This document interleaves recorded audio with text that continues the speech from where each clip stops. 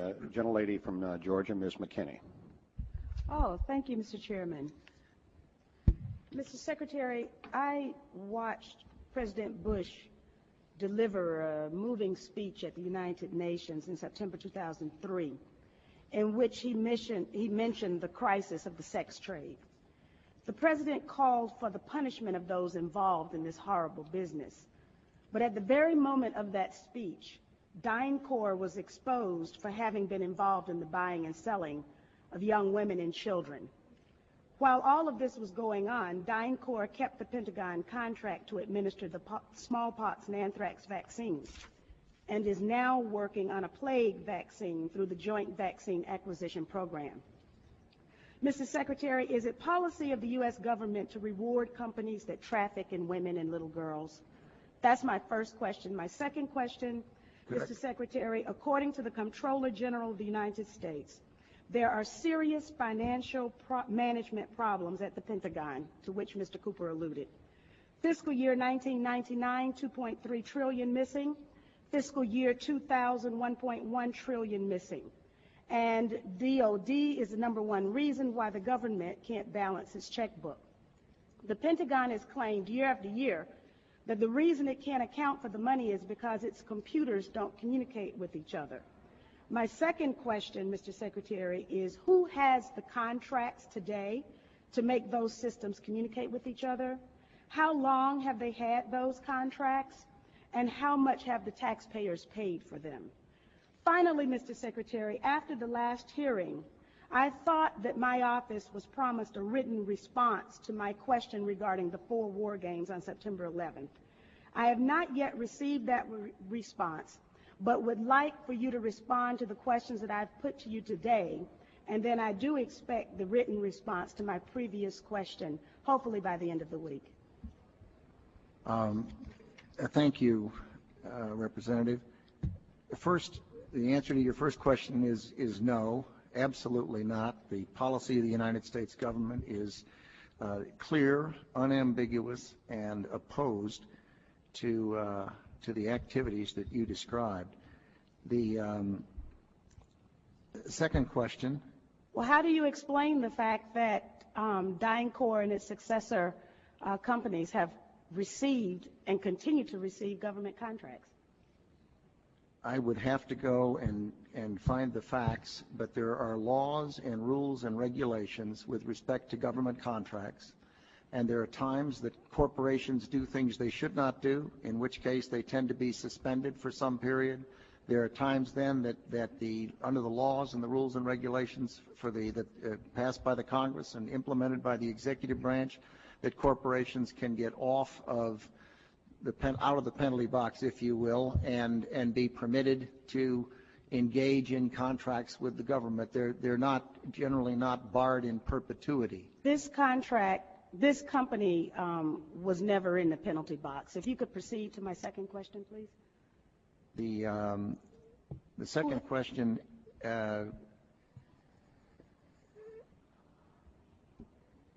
I've forgotten what the second question was. I think Ms. Jonas knows it. Okay.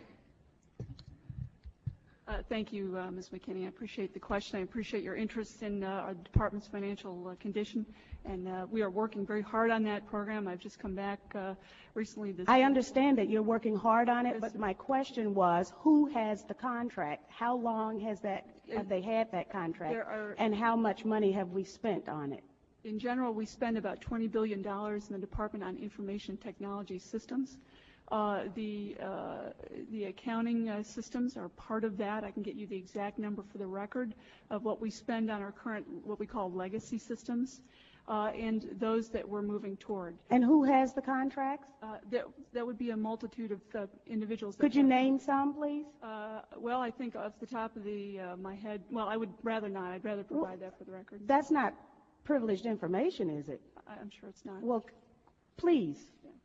And we still have time, so please. I would be glad to provide for the record. I don't want to talk from the top of my head and be incorrect.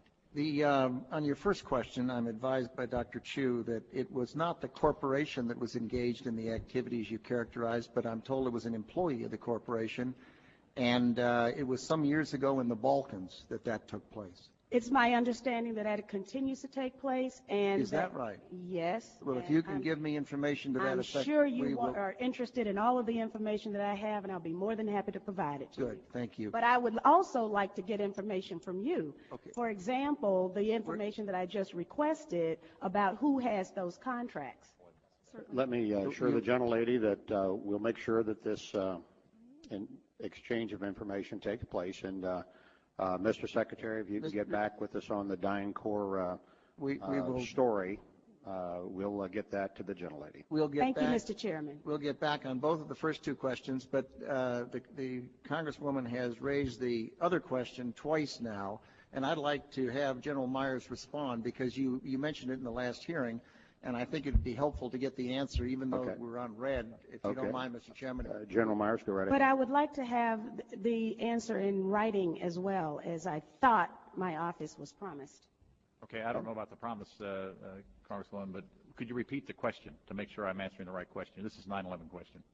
The question was, we had 4 war games going on September 11th, and the question that I tried to pose before the Secretary had to go to lunch was whether or not the activities of the 4 war games going on September 11th actually impaired our ability to respond to the attacks. The answer to the question is no, did not impair our response. In fact, General Eberhard, who was then the commander of North American Aerospace Defense Command, as he testified in front of the 9/11 Commission, I believe he told them that it enhanced our ability to respond, given that NORAD didn't have the overall responsibility for responding to the attacks today. That was an FAA responsibility. But they were 2 CPXs. There was 1 Department of Justice exercise that didn't have anything to do with the other 3, and there was an actual operation ongoing because there was some Russian bomber activity up near Alaska. So let me ask you this then: who was in charge of managing those war games? And General, why don't you give the best answer you can here in a short period of time, and we'll. The gentlelady wants to get a written answer anyway, and then we can move on the important thing to realize is North American Aerospace Defense Command was responsible. These are command post exercises. What that means is all the battle positions that are normally not filled are indeed filled. So it was an easy transition from an exercise into a real-world situation. It actually enhanced the response. Otherwise, it would take somewhere between 30 minutes and a couple of hours to fill those positions, those battle spaces, with the right staff officers. Mr. Chairman, begging your indulgence, was September 11th declared a National Security Special Event Day? I'd have to look back. I do not know. You mean after the fact or before? No, because of the activities going on that had been scheduled at the United Nations that day. I'd have to go back and check. Don't know. Thank you. Okay. I thank the gentlelady. The chair would ask the